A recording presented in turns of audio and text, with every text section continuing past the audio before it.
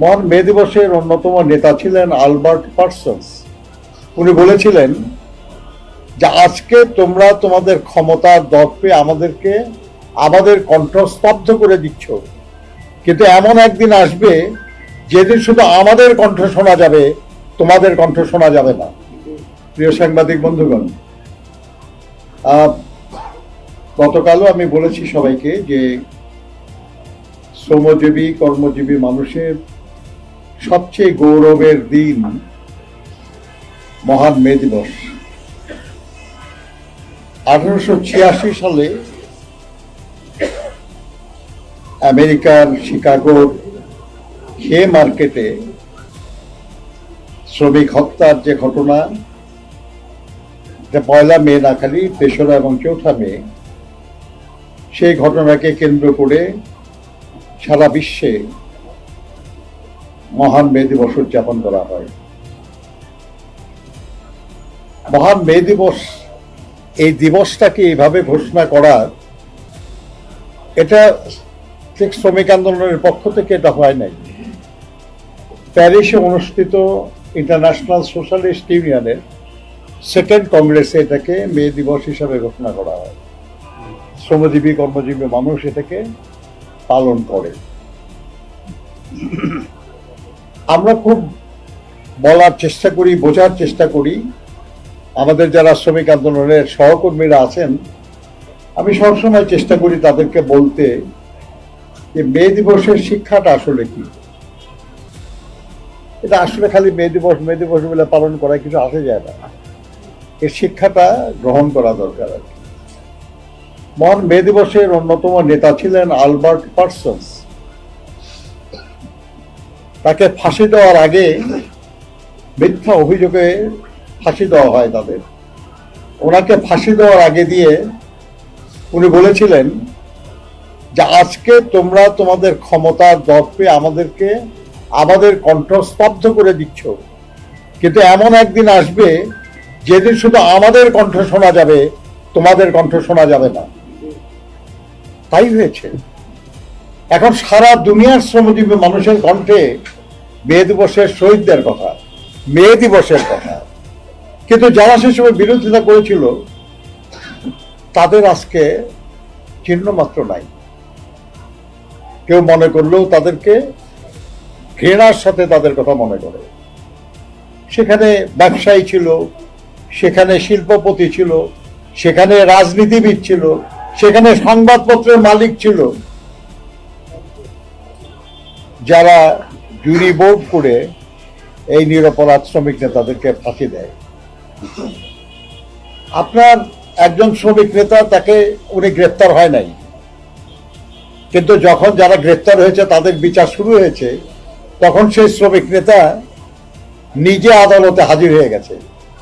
হাজির হয়ে বিচারকের সামনে দাঁড়িয়ে বলেছে, মাননীয় আদালত, আমার নিরপরাধ সাথীদের সাথে একই ভাগ্য বরণের জন্য আমি আপনার সামনে হাজির হয়েছি। এগুলো নেতা,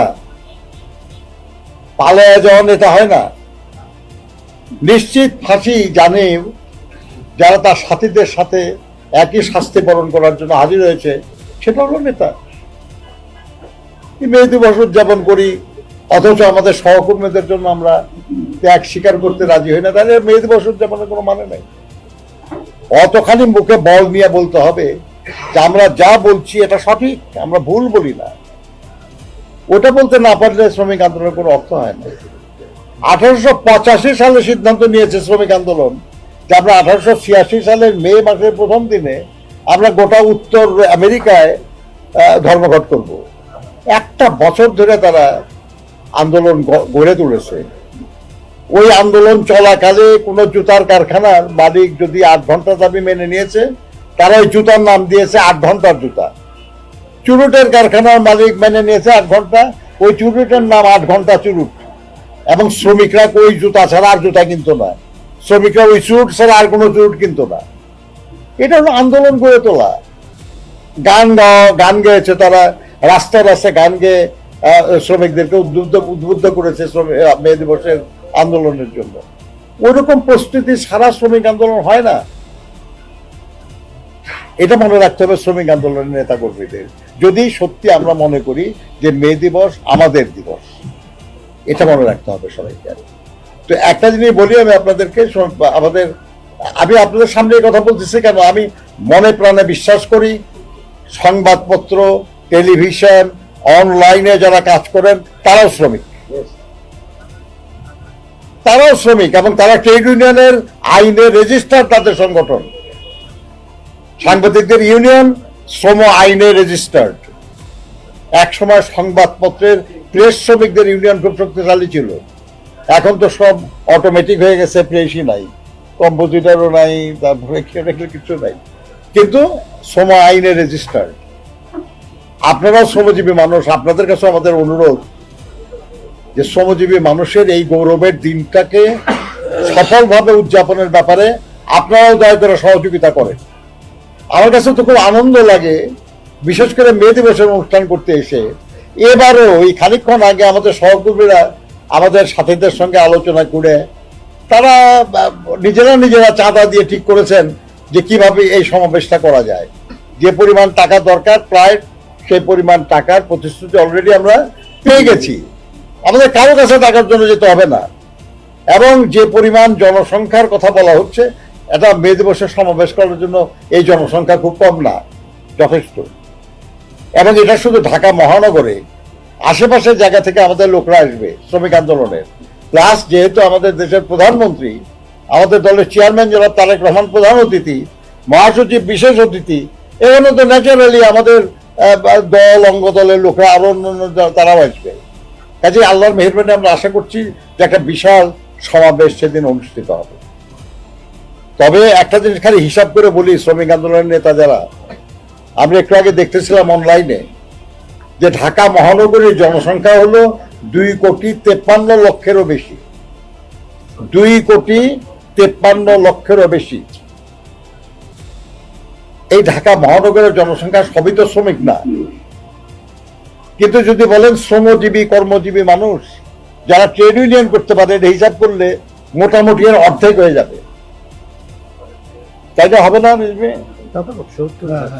না, যে অর্ধেকও যদি হয় তাহলে কত হলো? 1,26,00,000 বা 27,00,000। তার 1% কত? 1,27,000। আপনারা যে হিসাব করছেন তাতে তো 1,27,000 হয় নাই। তার মানে এই ঢাকা মহানগরীতে শ্রমজীবী কর্মজীবী যত মানুষ আছে তার শতকরা 1/ভাগও আমরা এখনো সংগঠিত করতে পারি না। তারপরে আমাদের সামনে আরো কত কাজ, বলেন কত কাজ আরো আমাদের সামনে। আমরা যদি আরো 1% লোককে যদি শ্রমজীবী মানুষকে যদি সংগঠিত করতে পারি, 2.5 লক্ষ লোক হবে আমাদের বিরুদ্ধে। 5% সংগঠিত করতে পারলে প্রায় 7 লাখ লোক হবে আমাদের বিরুদ্ধে।